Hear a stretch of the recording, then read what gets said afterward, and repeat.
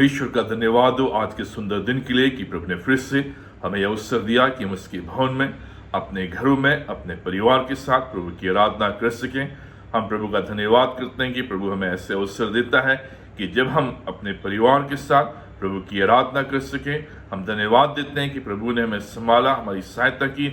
आज फिर से उसने हमें अपने घरों में, अपने परिवारों के साथ एकत्रित किया कि हम उसकी आराधना, उसकी स्तुति कर सकें। आज की आराधना में आप सबों का स्वागत है और मैं विश्वास करता हूं कि आज की आराधना के द्वारा हम सबों को आशीष मिलेगी। आज के मनन के लिए जो पाठ मैंने चुना है वो पाया जाता है पहले थिस्सलुनीकियों की पत्री, उसका 2 अध्याय 17 पद से 20 पद तक।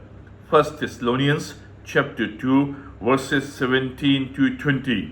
अब हम पिछले कई दिनों से एक विशेष सीरीज को देख रहे हैं जिस सीरीज का नाम है अंत के दिनों में रहना, लिविंग इन लास्ट डेज। अब हम इस सीरीज में जो पहला थिस्सलुनीकियों की पत्री पर आधारित है देख रहे हैं कि कैसे परमेश्वर का वचन हमें यह बताता है कि आज हम अंत के दिनों में रह रहे हैं। जब हम भिन्न भिन्न प्रकार के उपदेशों को सुन रहे हैं, भविष्यवाणी को सुन रहे हैं और जो प्रभु के सेवक और दास हैं इन बातों को बता रहे हैं बाइबल के आधार पर कि आज जो घटनाएं घट रही हैं, आज जो बातें हो रही हैं, आज जो चर्चाएं हो रही हैं, जिस प्रकार का माहौल और वातावरण है वो इस बात को बताता है कि अंत के दिन नजदीक हैं। हम अंत के दिनों में रह रहे हैं और प्रभु यीशु मसीह का द्वितीय आगमन शीघ्र है। उन बातों को ध्यान में रखते हुए मैंने इस पत्री को चुना जिससे कि हम देख सकें और जान सकें कि अंत के दिनों में रहने का क्या अर्थ है। जब प्रभु यीशु मसीह अपने द्वितीय आगमन में आएगा उस समय उसकी कलीसिया, उसका चर्च, उसके विश्वासी कैसे होंगे। अब जो घटनाएं आज घट रही हैं, जिन बातों पर आज हम चर्चाएं कर रहे हैं, लोग आज डरे हुए हैं, भयभीत हैं, उन्हें मालूम नहीं कल क्या होगा। ये सारी बातें इस बात को बताती हैं कि ये अंत के दिन हैं, क्योंकि बाइबल में इन बातों का विवरण किया गया है और हम इस बात को बार बार देख रहे हैं। लेकिन हम इस बात को भी देख रहे हैं कि कैसे परमेश्वर का वचन और विशेष करके पौलुस इस पत्री में इस बात को बताता है कि जो घटनाएं घट रही हैं वो घटेंगी, जो बातें हो रही हैं वो होंगी। जो भी परमेश्वर के वचन में जिन घटनाओं के विषय में कहा गया है, जिन चर्चाओं के विषय में बोला गया है, जो बातें होने वाली हैं वो होंगी। लेकिन बाइबल इस बात पर जोर देती है कि अंत के दिनों में हमें कैसे रहना है और पौलुस इसी बात को इस पत्री पर बताता है, जोर देता है कि हमारा जीवन, हमारा रहन सहन, हमारा चाल चलन, हमारा व्यवहार, हमारा विश्वास कैसा हो जिससे कि जिस घड़ी भी प्रभु यीशु मसीह आए वो हमें तैयार पाए, हम तैयार रहें। प्रभु यीशु मसीह ने भी स्वयं कहा तैयार रहो। अब इस बात पर हम जोर दे रहे हैं, अंत के दिनों में हम रह रहे हैं, इसलिए हमारा जीवन परमेश्वर के वचन के अनुसार हो, उसके ग्रहण योग्य हो। और पौलुस इस पत्री में कई बातों को बताता है कि कैसे हम अंत के दिनों में रहें, कैसे हमारा जीवन होना चाहिए, कैसा हमारा जीवन होना चाहिए जिससे कि जिस घड़ी भी प्रभु यीशु मसीह आए वो हमें तैयार पाए। हमने पहली बात देखी थी पूर्ण परिवर्तन। पौलुस कहता है जिस व्यक्ति का पूर्ण परिवर्तन हुआ है उसके जीवन में 8 चिन्ह दिखाई देंगे, वो व्यक्ति अंत के दिनों में तैयार है। दूसरी बात हमने देखी थी कि जो व्यक्ति प्रभु की सेवा में संलग्न है उसका जीवन सुसमाचार प्रचार के ग्रहण योग्य है, वो अंत के दिनों में अपने आप को तैयार पाएगा। पिछले सप्ताह हमने देखा था कि जो व्यक्ति परमेश्वर के वचन पर विश्वास करता है, जो बाइबल हमारे हाथ में है उस पर विश्वास करता है कि जीवित परमेश्वर का वचन है और इस वचन के अनुसार मैं अंत के दिनों में रहूंगा, वही व्यक्ति तैयार पाया जाएगा। आज हम चौथी बात को देखेंगे जो इस बात को बताता है कि अंत के दिनों में तैयार होने का क्या अर्थ है। और पौलुस इस खंड में इस विषय पर जोर देता है, स्वर्गीय प्रतिफल, हेवनली रिवॉर्ड। अब यहां पर पौलुस इस खंड में कहता है कि हम जो अंत के दिनों में रह रहे हैं, हमें इस बात की चाह करनी है कि हमारा स्वर्गीय प्रतिफल क्या होगा, हमारा हेवनली रिवॉर्ड क्या होगा। केवल इस पृथ्वी का जो प्रतिफल हमें मिलता है उस पर ध्यान नहीं, जो रिवॉर्ड हम इस पृथ्वी के ऊपर चाहते हैं केवल उन पर ध्यान नहीं, लेकिन स्वर्गीय प्रतिफल पर जो हमें स्वर्ग में मिलेगा, जब हम प्रभु यीशु मसीह के साथ उठा लिए जाएंगे, उसके साथ वास करेंगे, वहां हमारा प्रतिफल क्या होगा, किस आधार पर हमें अंत के दिनों में जीना है जिससे कि मुझे स्वर्गीय प्रतिफल मिले। अब ये खंड क्या कहता है? पहली बात हम देखते हैं 17वें पद में पौलुस यहाँ पे कहता है कि थोड़ी देर के लिए तुमसे अलग हो गए थे। अब पौलुस की चाह है कि वो इस कलीसिया में आए, इन विश्वासियों के साथ संगति करे, लेकिन विरोध और सताव के कारण वो थोड़ी देर के लिए उनसे अलग हो गया। कुछ समय के लिए अलगाव का वर्णन वो 17वें पद में करता है। अब पौलुस यहाँ पर एक विशेष बात को बताता है जो अंत के दिनों में होनी चाहिए, संबंधों की सामर्थ्य। कि संबंध में सामर्थ्य है, ये संबंध हैं जो हमें भले की ओर ले जाते हैं या बुरे की ओर ले जाते हैं। संबंध स्टैटिक नहीं रहते, वो रुकते नहीं हैं, वो एक नदी के समान है जो लगातार बहते हैं, इस तरफ या उस तरफ होते हैं। पौलुस यहाँ पर कह रहा है कि हम संबंधों पर भरोसा रखते हैं। मेरा दिल तुमसे मिलने के लिए लालायित है, लेकिन कुछ समय के लिए हमने अपने जीवन में अलगाव को महसूस किया है। पौलुस के समान हम सबों के संबंध होते हैं जो परमेश्वर की ओर खींचते हैं या नरक की ओर खींचते हैं। जो भी संबंध हम बनाते हैं वो संबंध स्टैटिक नहीं होते हैं। वो संबंध या तो हमें परमेश्वर की ओर खींचते हैं या परमेश्वर से दूर खींचते हैं, नरक की ओर खींचते हैं।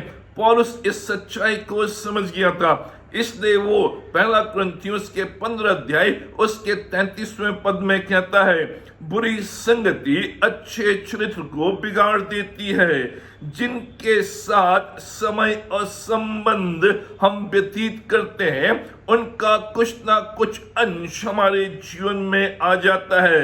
और ये खंड इस बात को बताता है कि हमारा जो संबंध हो वो सकारात्मक हो। इस सच्चाई को पौलुस हमारे सामने रखता है। एक अच्छे संबंध की सच्चाई, एक अच्छे संबंध की सामर्थ जो लोगों को पृथ्वी से स्वर्ग की ओर खींचती है। यही पौलुस कह रहा है कि थोड़े समय के लिए हमने अपने मन में तुमसे अलगाव का अनुभव किया, लेकिन हमारा संबंध तुम्हारे साथ अटूट है।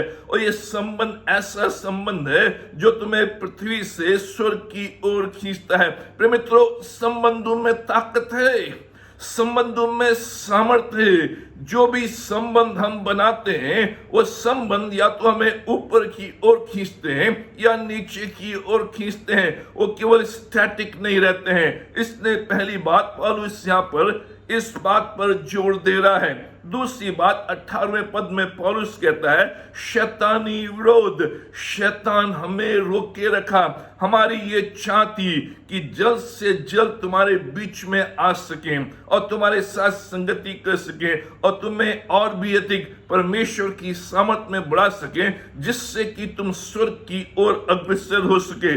लेकिन शैतान हमें रोक के रखा। शैतान ने रोड ब्लॉक्स हमारे रास्ते में लेकर आया।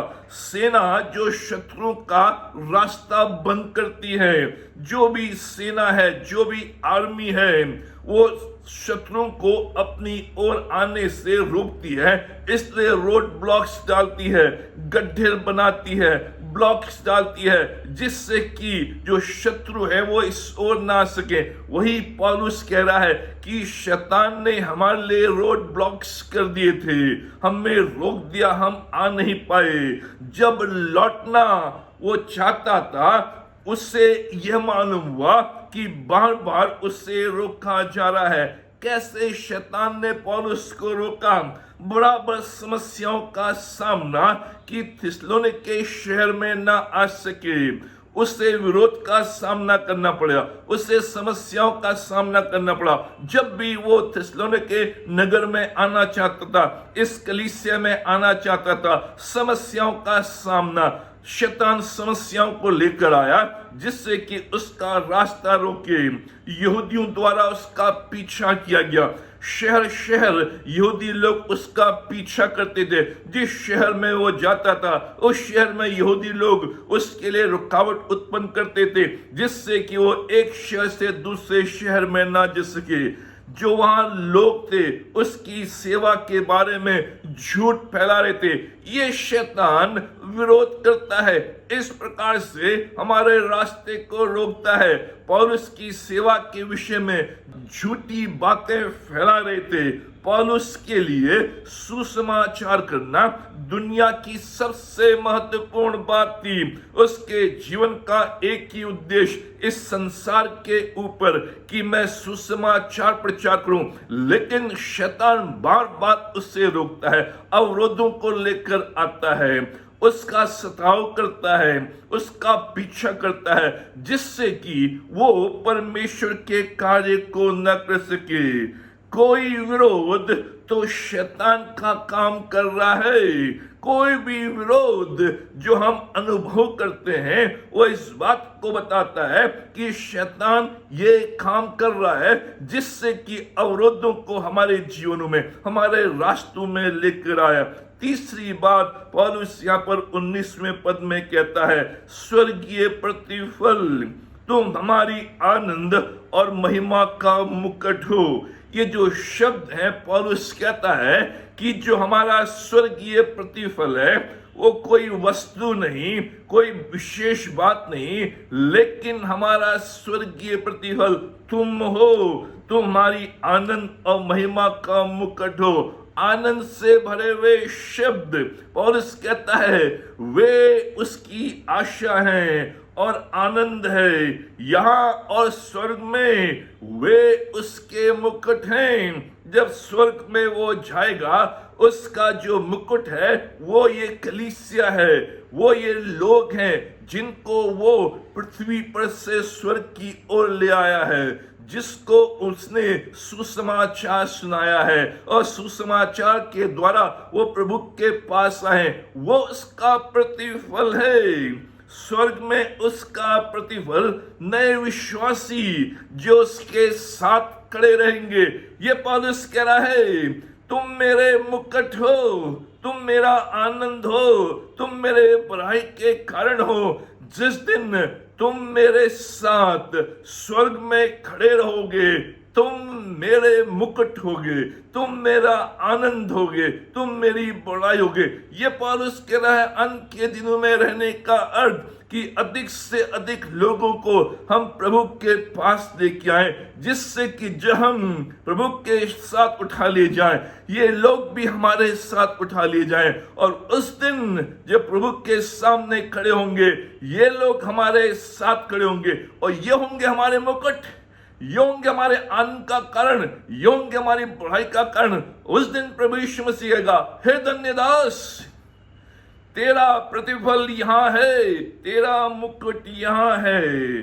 चौथी बात पौलुस कहता है, पृथ्वी पर आनंद 20वें पद में, हमारी बढ़ाई और आनंद तुम ही हो। केवल स्वर्ग में ही नहीं, लेकिन इस समय भी वे सबसे महत्वपूर्ण हैं। जैसे माता पिता अपने जन्मे हुए बच्चों के लिए लालायित रहते हैं, आशावादी रहते हैं, आनंद करते हैं, बढ़ाई करते हैं, उसी प्रकार से पौलुस कह रहा है, तुम हमारे आनंद का कारण हो। हालांकि वो उनसे दूर है, लेकिन फिर भी एक पिता के समान, एक माँ के समान। वो ये कहता है तुम मेरे आनंद का कारण हो। अब ये बैकग्राउंड के रूप में इन बातों को हमने देखा, लेकिन इस खंड में कुछ महत्वपूर्ण बातें हैं जिनको हमें सीखना है, जिससे कि इन अंत के दिनों में इस प्रकार से हम रह सके जिसका वर्णन पौलुस इस खंड में करता है, जिससे कि जब भी प्रभु यीशु मसीह आए वो इन बातों को हमारे जीवन में पाए जो हमारी तैयारी है, और उसके साथ हम उठा लिए जाएं। कुछ महत्वपूर्ण बातें इस खंड के आधार पर। पहली बात, शैतान रुकावट डालता है। जो पद 18 में हम देखते हैं, पौलुस यहां पर स्मरण दिलाता है कि शैतान इस पृथ्वी के ऊपर जीवित और कार्यशील है। अंत के दिनों में जो शैतान है वो और अधिक कार्यशील हो जाएगा और अधिक एक्टिव हो जाएगा। विश्वासियों का वो पीछा करेगा, विश्वासियों को विश्वास में बढ़ने से रोकेगा, विश्वासियों को सुसमाचार सुनाने से रोकेगा, विश्वासियों को अन्य लोगों को पृथ्वी से स्वर्ग में ले जाने से रोकेगा। शैतान रुकावट डालता है।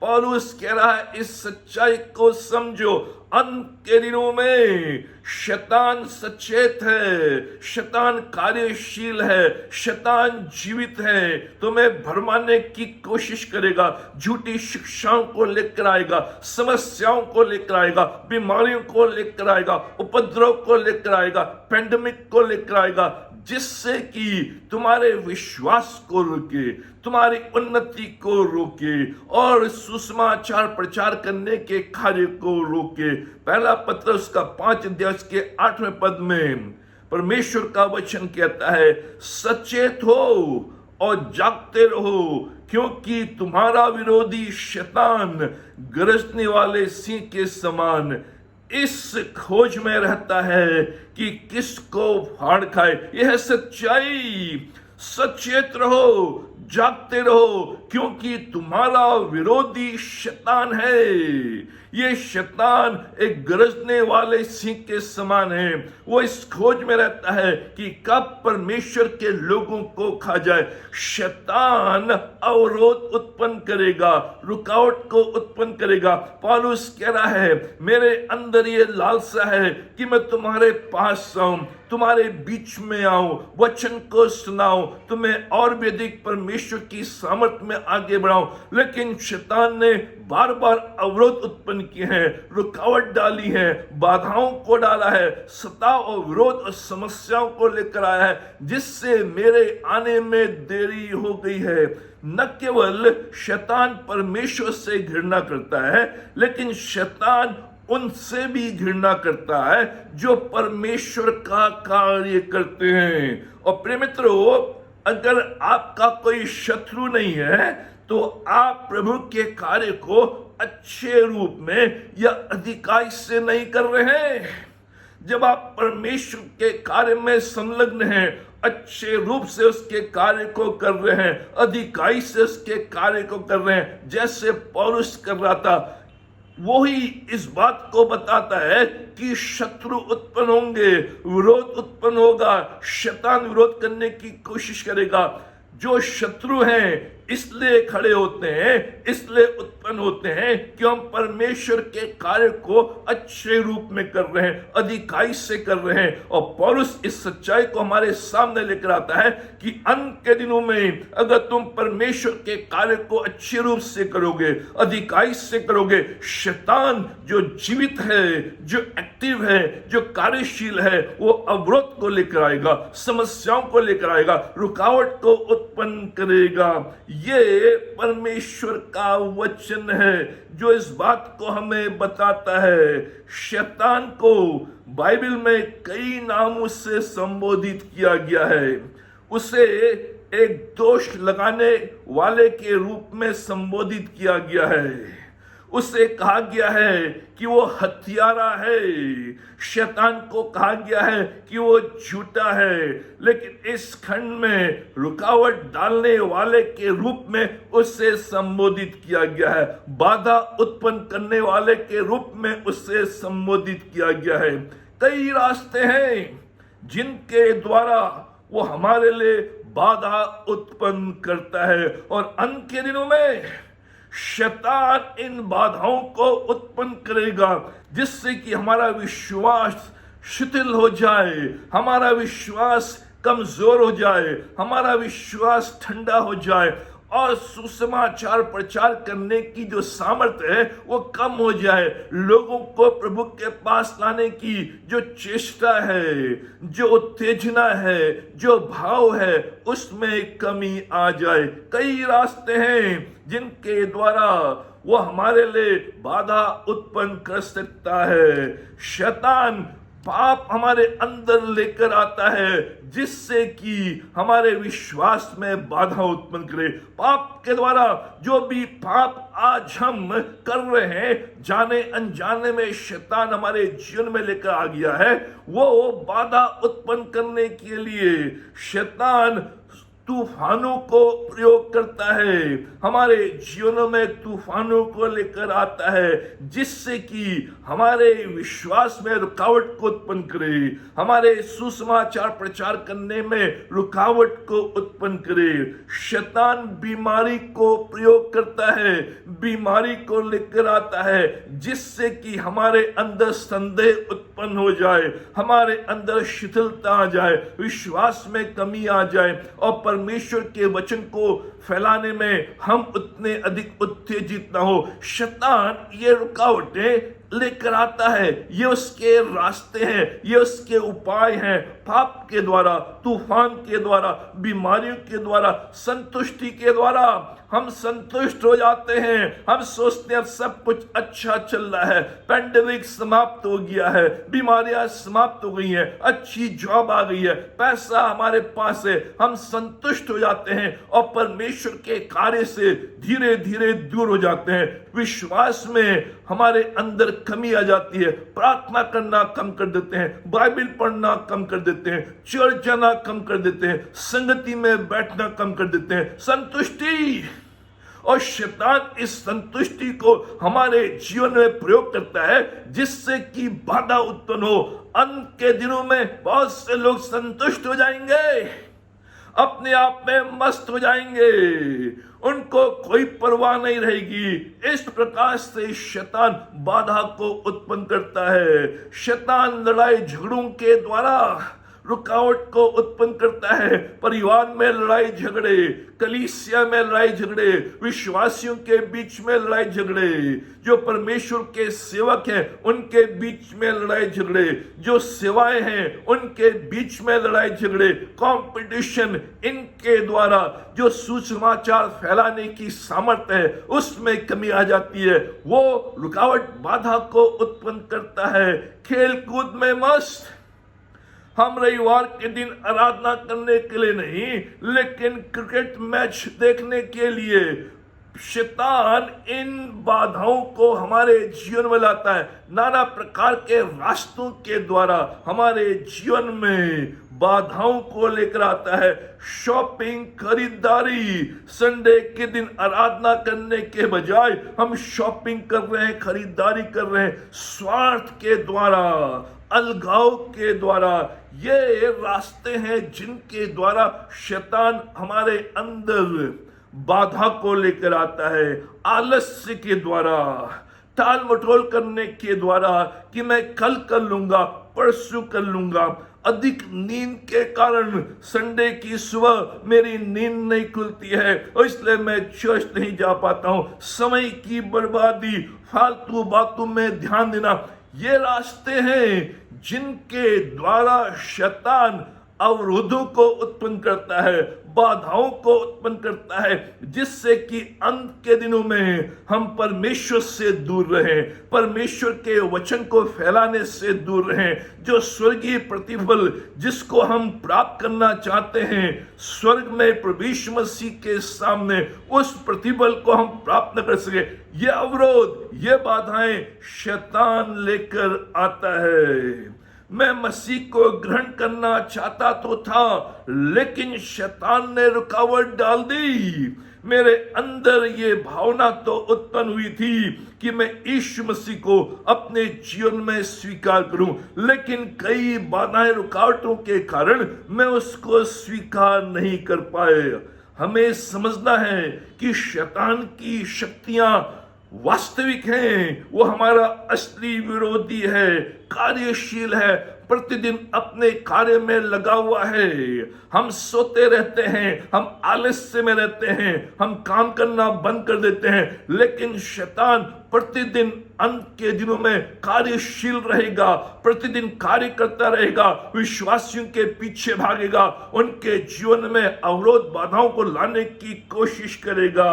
उसके पास एक योजना है, एक प्रभावशाली ढंग से कार्य करने का उसके पास तरीका है, जिससे कि अंत के दिनों में विश्वासियों को ठंडा कर दे, विश्वासियों को मस्त कर दे, और विश्वासी जो हैं अपने उस सेवा के कार्य से दूर रहें। हमें यह भी समझना है कि शैतान हारा हुआ है, हालांकि वो कार्यशील है, उसकी शक्तियां वास्तविक है, हमारा विरोधी है, एक योजना है, एक योजनाबद्ध तरीके से वो कार्य करता है और बाधाओं को, रुकावटों को उत्पन्न करता है। लेकिन साथ ही साथ ये भी समझना है, और पौलुस इस बात को समझा, हालांकि शैतान ने रुकावट डालने की कोशिश की, लेकिन मैंने हार नहीं मानी, क्योंकि मैं जानता हूं कि शैतान हारा हुआ है।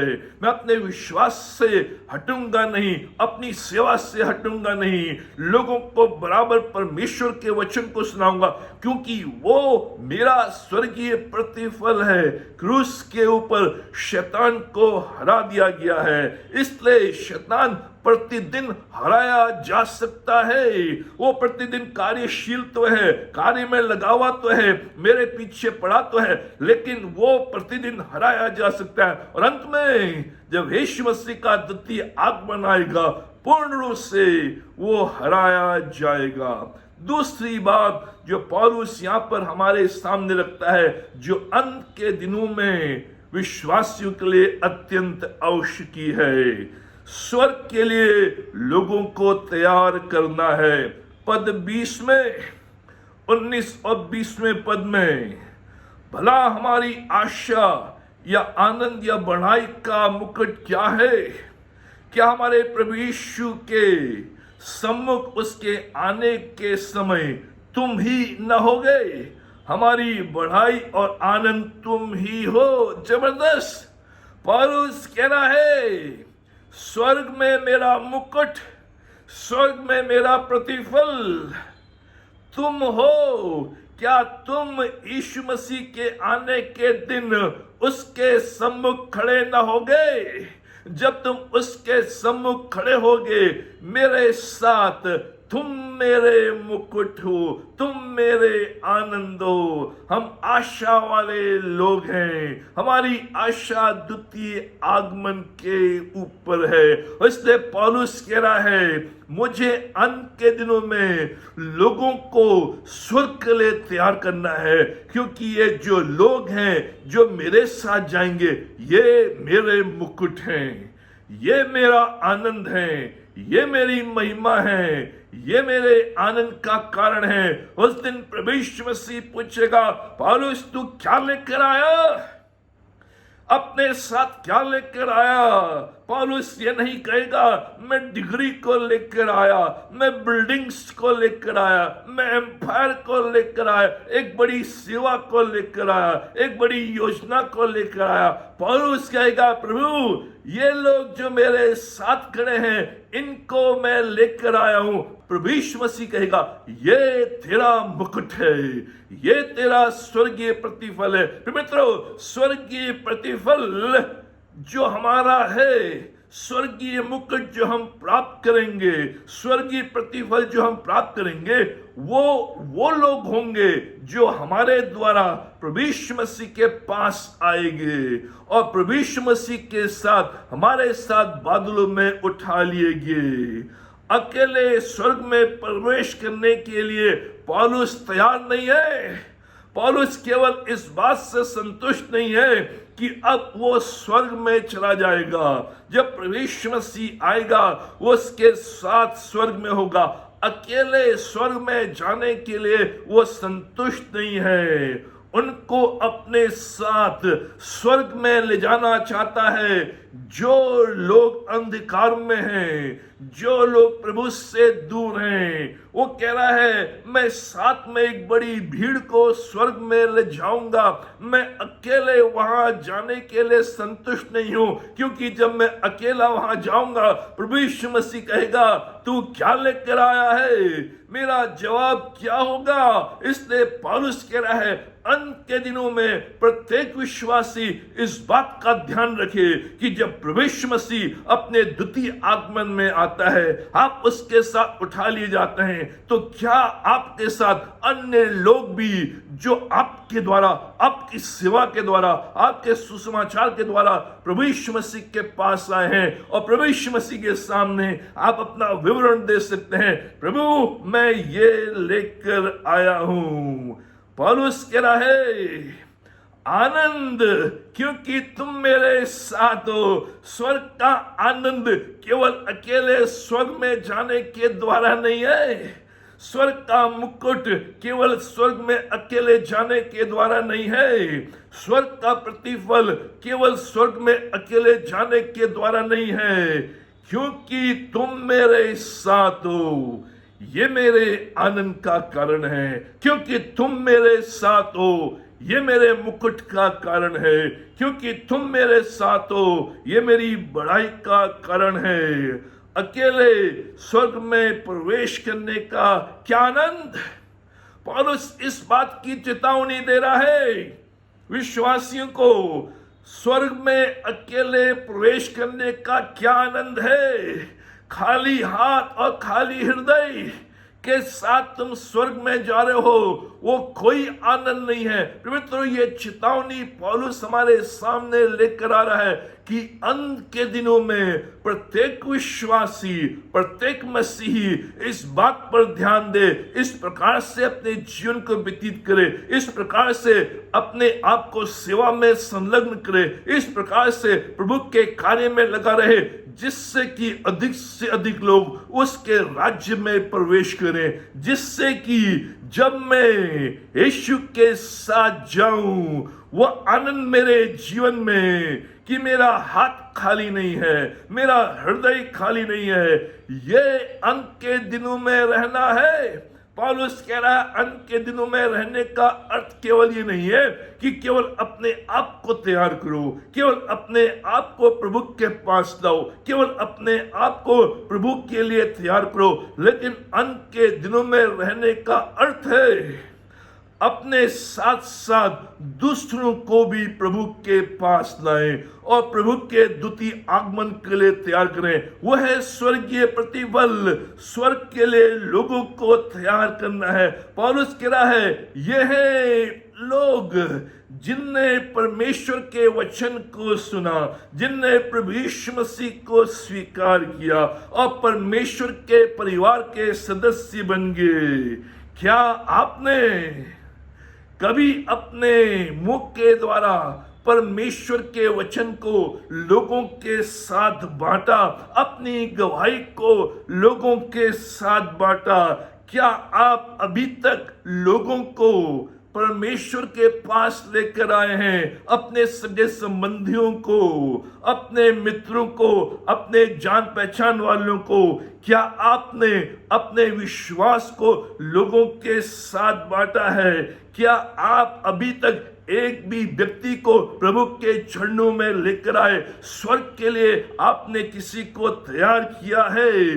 उस दिन जब प्रभु के सामने खड़े रहेंगे, प्रभु के सामने हम क्या लेकर जाएंगे? परमेश्वर हमारी सहायता करे इन अंत के दिनों में। जो पौलुस कह रहा है कि तुम बराबर परमेश्वर के वचन को बांटो, अपनी गवाही दो, लोगों को स्वर्ग के लिए तैयार करो, जिससे कि तुम उनको अपने साथ स्वर्ग में प्रवेश कराओ। केवल अकेले नहीं, अंत के दिनों में अधिक से अधिक लोगों को स्वर्ग के लिए तैयार करना, जिससे कि एक बड़ी भीड़ को मैं परमेश्वर के सम्मुख खड़ा कर सकूं और कह सकूं, परमेश्वर मैं खाली हाथ नहीं आया हूं, मैं खाली हृदय के साथ नहीं आया हूं, लेकिन ये तोहफा, ये लोग जो बचाए गए हैं उनको लेकर आया हूं, और ये मेरा मुकुट है, ये मेरा प्रतिफल है। तीसरी बात जो पौलुस कहता है अंत के दिनों में हमारे लिए जरूरी है, स्वर्गीय प्रतिफल प्राप्त करना है। पौलुस यहाँ पर इस बात पर जोर दे रहा है कि स्वर्गीय प्रतिफल को हमें प्राप्त करना है। अंत के दिनों में हमें इस प्रकार से रहना है, अंत के दिनों में हमें इस प्रकार से व्यवहार करना है, अंत के दिनों में हमें इस प्रकार से कार्य करना है, अंत के दिनों में हमें इस प्रकार से सेवा करनी है कि हम अधिक से अधिक लोगों को प्रभु के चरणों में लेकर आ सकें। अधिकतर मसीह नहीं जानते हैं कि स्वर्गीय प्रतिफल क्या है। अधिकतर विश्वासी और मसीही इस बात को नहीं जानते हैं कि स्वर्गीय प्रतिफल के बारे में नए नियम में क्या कहा गया है।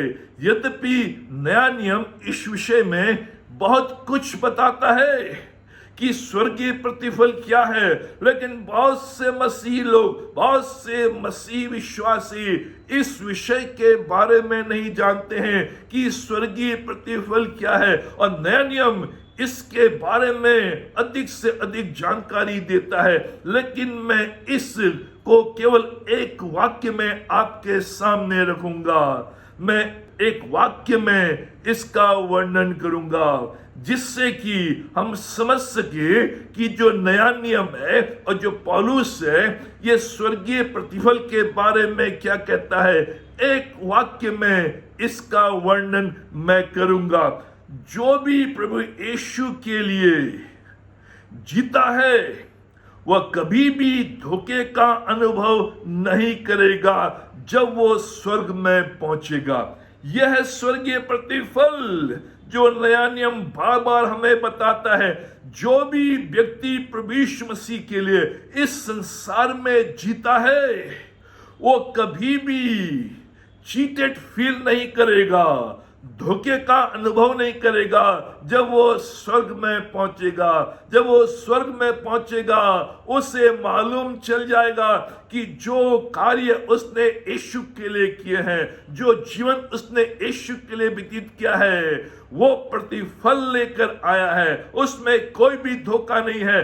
जो प्रभु ने कहा है वो उससे पूरा करेगा। यह है स्वर्ग का प्रतिफल। जो स्वर्ग है ये हमें गिफ्ट के रूप में मिला है, हम इसे अर्न नहीं कर सकते हैं। लेकिन उद्धार के बाद, नया जन्म प्राप्त करने के बाद, यीशु मसीह को अपने जीवन में अपनाने के बाद जो हमारा कार्य रहता है, जो हमारी सेवा रहती है, जो हमारा व्यवहार रहता है, जो हमारी जीवन शैली रहती है, उसके आधार पर हमें जज किया जाता है। और जैसा हमारा जीवन इन अंत के दिनों में रहेगा, उसी प्रकार से हमारा न्याय होगा। अगर हमने अधिक कार्य नहीं किया है तो जो भी कार्य छोटे मोटे हैं वो जलकर राख हो जाएंगे। लेकिन वो लोग आनंद को प्राप्त करेंगे, मुकुट को प्राप्त करेंगे।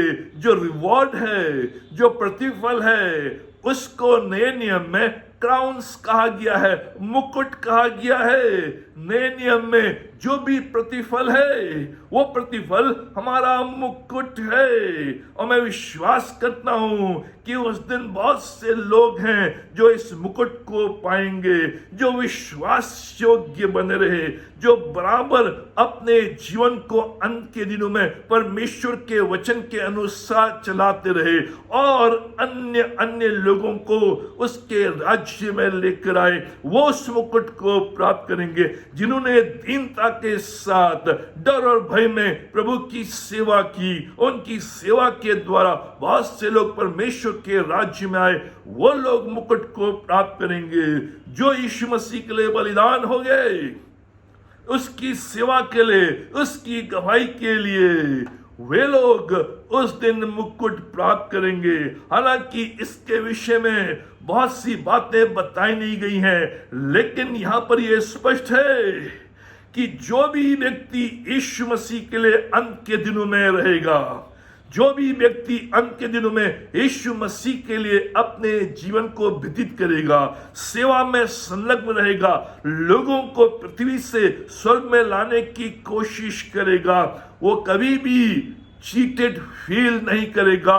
जब वो स्वर्ग में प्रवेश करेगा, वहां जाकर वो ये नहीं कहेगा काश मैंने बहुत सी इमारतें बनाई होती, काश मैंने बहुत से बड़े बड़े एम्पायर बनाए होते, काश मैंने बहुत सा धन इकट्ठा किया होता। ये वो नहीं कहेगा, लेकिन वो देखेगा कि कैसे उसका जीवन और उसके जीवन के द्वारा अन्य लोग वहां पर आए हैं। वो उसका मुकुट है। प्रिय मित्रों, जब यीशु मसीह आएगा इन अंत के दिनों में, जब हम रह रहे हैं, उसका द्वितीय आगमन निकट है।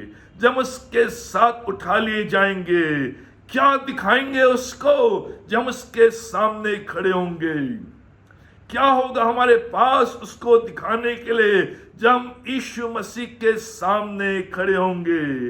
क्या हम उससे कहेंगे प्रभु देख, मैं एक अच्छी नौकरी करता था, उसको मैं लेकर आया हूं? क्या हम प्रभु यीशु मसीह को दिखाएंगे प्रभु यीशु मसीह, मैंने ये उत्तम डिग्री प्राप्त की है जिसे मैं लेकर आया हूं?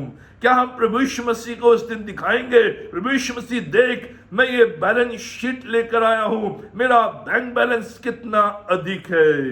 क्या मैं उस दिन प्रभु यीशु मसीह को दिखाऊंगा प्रभु यीशु मसीह, मेरी मित्रों की संख्या बहुत है, मेरे फ्रेंड्स बहुत से हैं, उनकी लिस्ट में लेकर आया हूं। प्रभु यीशु मसीह, संसार में मेरा अच्छा रेपुटेशन था, आदर मान सम्मान का सर्टिफिकेट लेकर मैं आया हूं। प्रभु यीशु मसीह, मैंने एक सफल जीवन व्यतीत किया है, मेरा व्यवसाय सफलता, सक्सेसफुल कैरियर मैंने जीवन व्यतीत किया है, मेरा कैरियर बहुत सक्सेसफुल था, बहुत ही अच्छा था, उसको लेकर मैं आया हूं।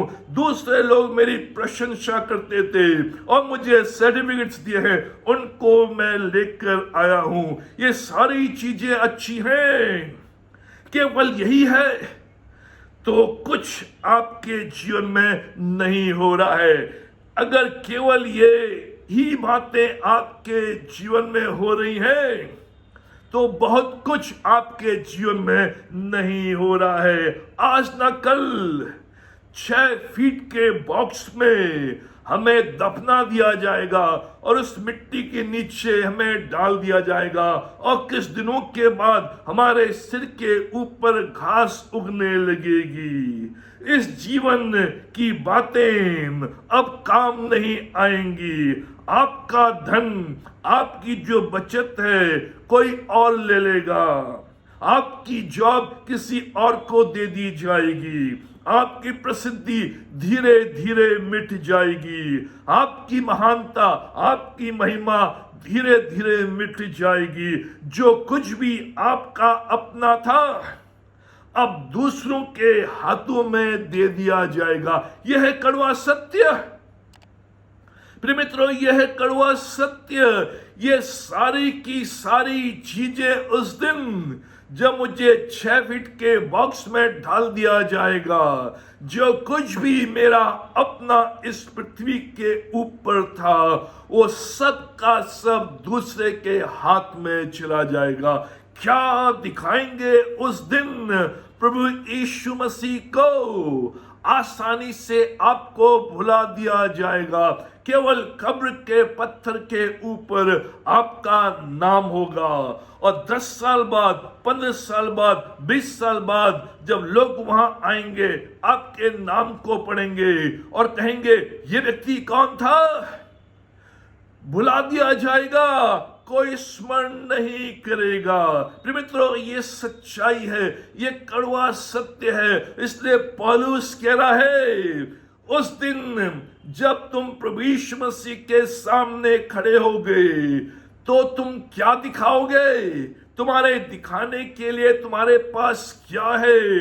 पौलुस कह रहा है, मेरे पास ये विश्वासी हैं जिनको मैं अंधकार से ज्योति में ले आया, जिनको मैं मृत्यु से जीवन में लेकर आया, जिनको मैं उस पाप से उद्धार में ले आया और पृथ्वी से आज इन्हें मैं स्वर्ग में लेकर आया हूं। ये मैं प्रभु यीशु मसीह को दिखाऊंगा। चौथी बात, इस संसार में 2 चीजें सदा काल तक बनी रहेंगी। Only 2 things last forever। पहला परमेश्वर का वचन और दूसरा लोग। The word of God will last forever and people last forever। 2 चीजें हैं जो सदा तक बनी रहेंगी, बाकी सब कुछ मिट जाएगा। हमें अपने आप से पूछना है, जब भी मैं कोई निर्णय लेता हूं, इसका क्या प्रतिफल होगा? आज से 500 साल बाद, आज से 1000 साल बाद, आज से 10,000 साल बाद इसका प्रतिफल क्या होगा? जो प्रभु यीशु के लिए करेंगे वही बना रहेगा।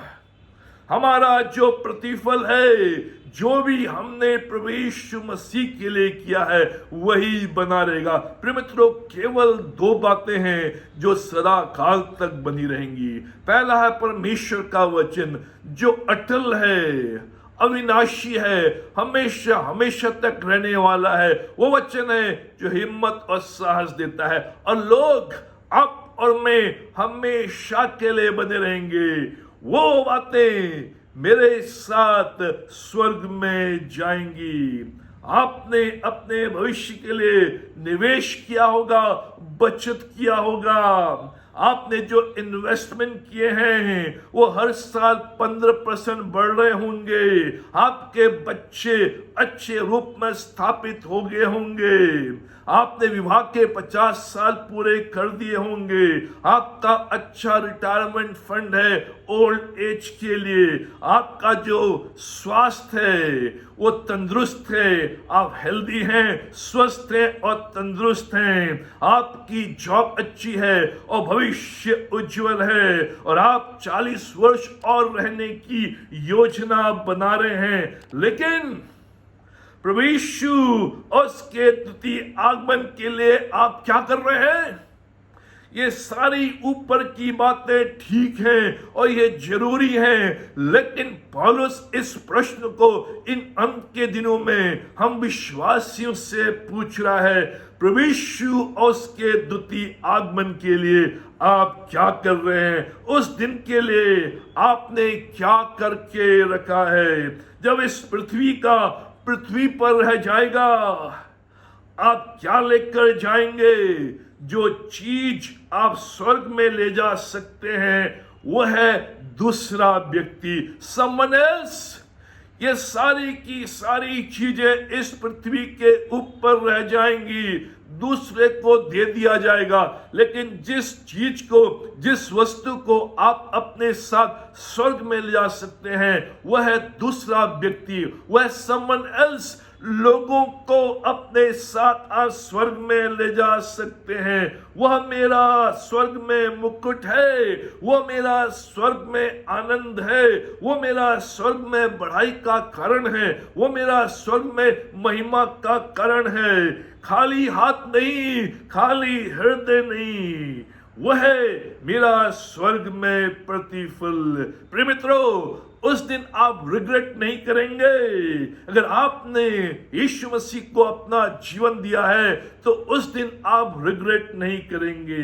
अगर आपने यीशु मसीह को अपना उत्तम दिया है तो उस दिन आप रिग्रेट नहीं करेंगे। अगर आप प्रभु की सेवा में संलग्न रहे और बराबर सुसमाचार प्रचार करते रहे, बराबर लोगों को प्रभु के पास लेकर आते रहे, उस दिन आप रिग्रेट नहीं करेंगे। अगर आप बराबर सुसमाचार को बांट रहे हैं और लोगों को स्वर्ग के लिए तैयार कर रहे हैं तो आप उस दिन रिग्रेट नहीं करेंगे। फिर आज जब हम अंत के दिनों में रह रहे हैं, इस पर हम विचार कर रहे हैं। ये दिन अंत के दिन हैं, जब प्रभु यीशु मसीह आएगा, उसके साथ हम उठा लिए जाएंगे। हम क्या अपने साथ लेकर जाएंगे? उस दिन हम प्रभु यीशु मसीह को क्या दिखाएंगे? हमारा स्वर्गीय प्रतिफल क्या होगा? हमारा स्वर्गीय मुकुट क्या होगा? पौलुस कह रहा है, जो चीज आप अपने साथ स्वर्ग में यीशु मसीह के साथ ले जा सकते हैं, वह है लोग। जो भी लोग आपके संपर्क में हैं, जो भी सगे संबंधी हैं, जो भी मित्रगण हैं, उनको बराबर परमेश्वर के वचन को बांटना, उनको स्वर्ग के लिए तैयार करना, जिससे कि मैं केवल अकेला स्वर्ग में प्रवेश न करूं। उस दिन जब प्रभु यीशु मसीह इस पृथ्वी पर अपने द्वितीय आगमन में आए, वो मुझे अकेला ना पाए, लेकिन मेरे साथ मेरा परिवार, मेरे साथ मेरे मित्रगण, मेरे साथ एक बड़ी भीड़ जो उठा ली जाएगी। और मैं जब यीशु के पास खड़ा रहूंगा, यीशु कहेगा, नरेंद्र सिंह तू क्या लेकर आया है? खाली हाथ आया है, खाली हृदय लेकर आया है, या एक भीड़ को, अपने लोगों को लेकर आया है? यह है मेरा प्रतिफल, स्वर्गीय प्रतिफल, स्वर्गीय मुकुट, जिनको मैं अपने साथ स्वर्ग में लेकर जाऊंगा। और यीशु मसीह के साथ वो मेरे साथ खड़े रहेंगे, वो मेरा मुकुट है। तो मित्रों, अंत के दिनों में जो हम रह रहे हैं, न केवल अपने आप को तैयार करना है, लेकिन दूसरों को भी स्वर्ग के लिए तैयार करना है, जिससे कि हम एक साथ प्रभु के सम्मुख में खड़े हो सकें और उसका आनंद, उसकी बढ़ाई कर सकें। और प्रभु कह सके, धन्य है मेरा दास जो प्रतिफल लेकर आया है, जो मुकुट को लेकर आया है, क्योंकि ये लोग तेरा मुकुट हैं, ये लोग तेरे आनंद का कारण हैं, ये लोग तेरी महिमा का कारण है। प्रभु हमारी सहायता करे। इन अंत के दिनों में हम बराबर परमेश्वर के वचन को लोगों को सुनाते रहें, उनको स्वर्ग के लिए तैयार करें, क्योंकि वो हमारा स्वर्गीय प्रतिफल है। प्रभु आप सबों को आशीष दे। आइए हम प्रार्थना करें। हमारे महान जीवेश्वर शक्तिमान परमेश्वर पिता, हम धन्यवाद देते हैं ये तमाम आशीषों के लिए, ये रक्षा, मदद, भलाई, करुणा, दया के लिए, इस सुंदर दिन के लिए कि तूने हमें इस नए महीने में प्रवेश कराया है। पिछले महीने तूने हमें संभाला, हमारी सहायता की। इस नए महीने में पिता परमेश्वर जब हम प्रवेश करते हैं, तेरी आशीष, तेरा आशीर्वाद हमारे जीवन के ऊपर बराबर बना रहे।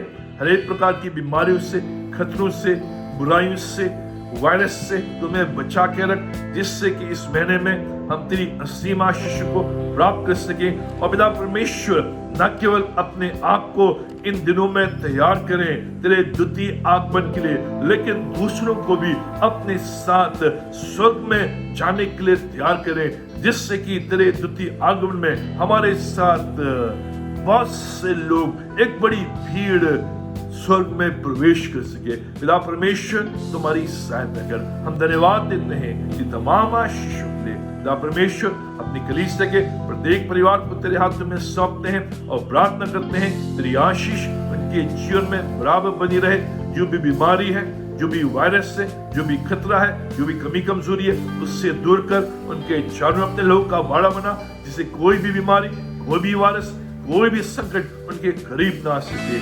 तेरी भरपूरी उनके जीवन में, उनके परिवार में बराबर बनी रहे, जिससे कि इन दिनों में भी, लॉकडाउन के पीरियड में, जब हम अपने घरों में तेरी आराधना कर रहे हैं, ना परमेश्वर हम और भी अधिक आशीषित हों और तेरी समीपता में बढ़ते चले जाएं। हम धन्यवाद देते हैं आज के दिन के लिए और तुझसे प्रार्थना करते हैं तुम्हारी सहायता कर। ये सब कुछ अपने उद्धारकर्ता प्रभु यीशु मसीह के नाम में मांगते हैं, आमीन। अब प्रभु यीशु मसीह का अनुग्रह, पिता परमेश्वर का प्रेम और पवित्र आत्मा की संगति हम सबों के साथ और विशेष के इस प्रिय परिवार के साथ आज और हमेशा तक बनी रहे, आमीन।